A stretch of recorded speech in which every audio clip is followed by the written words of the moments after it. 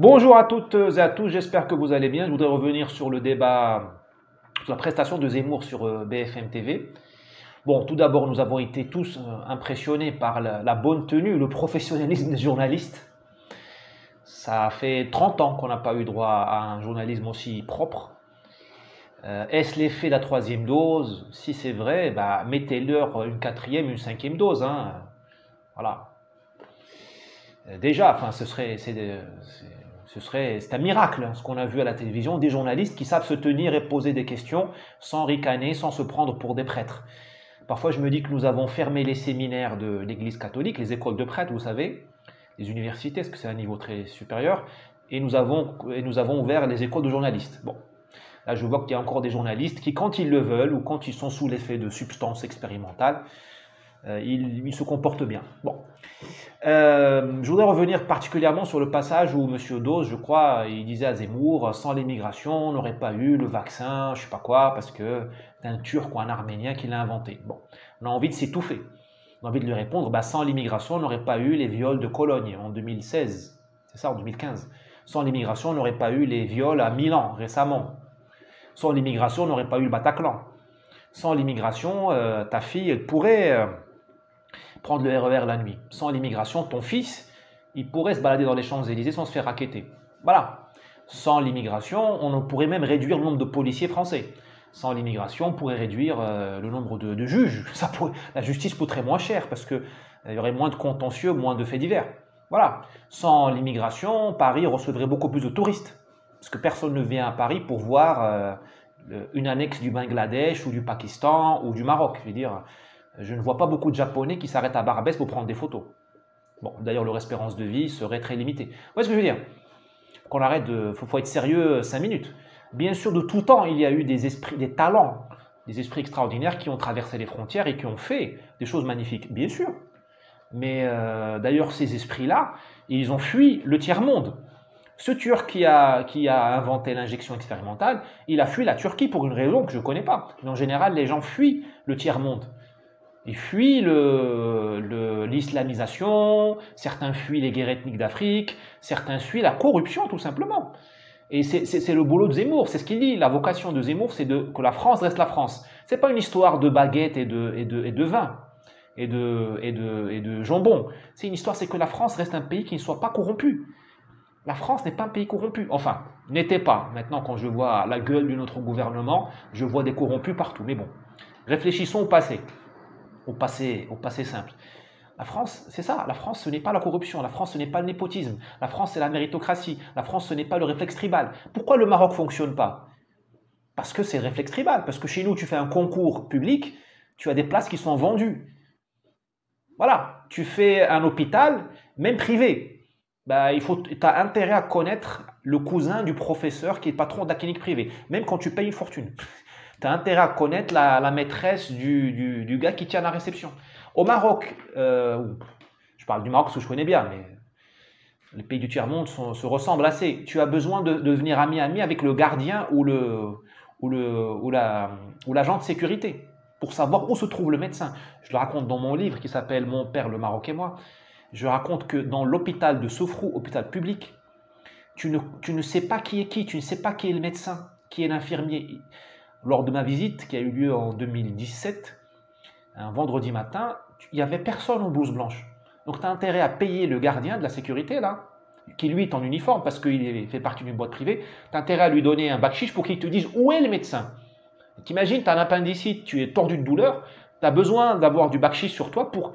J'ai visité tous les services, enfin tout ce qui était ouvert. J'ai visité la radiologie, radiographique, il faut dire, les urgences, ça fait rien. Tu avais des civils, tu ne sais pas qui est malade, qui est médecin. Voilà.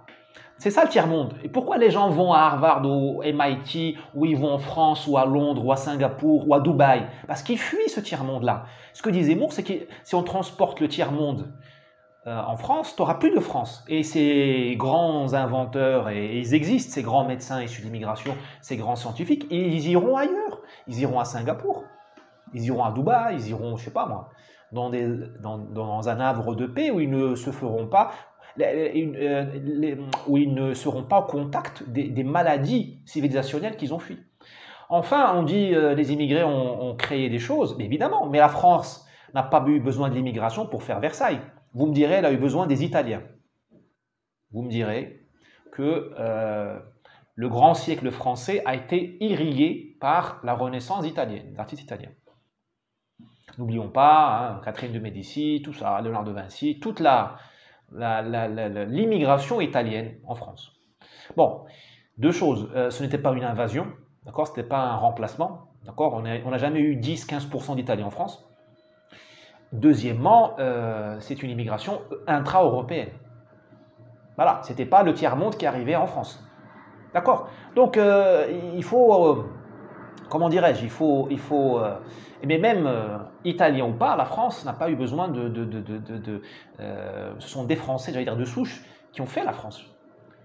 Et s'ils n'avaient pas bien travaillé, ils n'auraient pas attiré à eux des immigrés. Parce qu'il y a eu des immigrés, il y a eu un type très bien, un Hollandais, dont j'étudie un peu la vie là récemment, qui s'appelle, imprononciable son nom, Joost van Helhoven. J'espère que je massacre pas trop son nom. C'est un type qui est né à Rotterdam en 1870 et qui est devenu gouverneur du Sénégal. Donc il a fait les écoles militaires françaises, il a été naturalisé.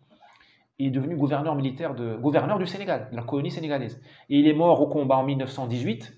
Il s'est porté volontaire. Le type, il a abandonné son poste à Dakar, tranquille, au soleil. C'était le vice-roi du Sénégal, si tu veux. Et il est venu en France pour faire la guerre. Ça, c'est un immigré naturalisé.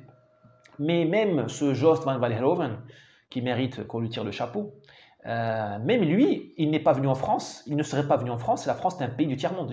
S'il n'y avait pas eu Richelieu, Mazarin italien, hein, s'il n'y a pas eu Louis XIV, si tu n'as pas eu Henri IV, si tu n'as pas eu le paysan du Béarn, le paysan de la Beauce, qui a bossé comme un esclave pendant des siècles pour faire le pays, s'il n'y avait pas eu la féodalité française qui a organisé le terroir, le territoire, les régions, si tu n'as pas eu ça, s'il n'y a pas eu ce travail-là de préparation, il n'y aurait pas eu des immigrés magnifiques qui seraient venus en France. Vous voyez ce que je veux dire? Les choses sont complexes, mais il y a quand même certaines vérités. D'accord? Certaines choses qui sont très simples à avoir. Il faut qu'on arrive à gérer la subtilité et à gérer en même temps la complexité. C'est la vie. C'est la vie. Et enfin, un dernier argument qu'on aurait pu opposer à ce monsieur-là de BFM, il dit, grâce à certains immigrés, on a eu l'injection expérimentale. Ben, c'est le même raisonnement que faisaient les Français en Afrique et au Maghreb durant la colonisation. Quand nous, les Arabes et les Africains, nous disions « abat l'impérialisme », que disait la France? Sans nous, vous n'auriez pas eu les routes, les barrages, les aéroports. Et c'est vrai. Si la France ne nous avait pas conquises, ben, nous n'aurions pas eu le vaccin contre la variole, je ne sais pas quoi, contre la peste. Nous n'aurions pas eu les traitements gratuits contre le trachome, le typhus, les poux, la gale. Il faut voir ce que c'était un Marocain au 19e siècle, ou même au début du 20e. Nous étions ravagés par la gale et les poux, et le typhus. Grâce à la France, il n'y a plus de cannibalisme en Afrique. Et pourtant, les Africains, malgré leur gratitude, les Marocains, tout ça, malgré notre gratitude vis-à-vis de la France par rapport à ce qu'elle nous a fait, nous l'avons mis dehors. Parce que nous ne voulions pas de l'invasion. Aucun peuple ne veut être envahi. Donc même si l'immigration a des aspects positifs, et je connais moi des immigrés de très grande valeur, que je ne vais pas citer, qui ont 30 ans, 40 ans aujourd'hui, à eux seuls, ils sont un PIB mobile. Vous savez, ils créent de la valeur comme ils respirent, je les connais. Ils ont fait Polytechnique, ils ont fait HEC, même quand ils n'ont pas fait de grandes écoles, comme on dit, ils créent de la valeur par leur travail. Ce sont des pépites, ces mecs-là.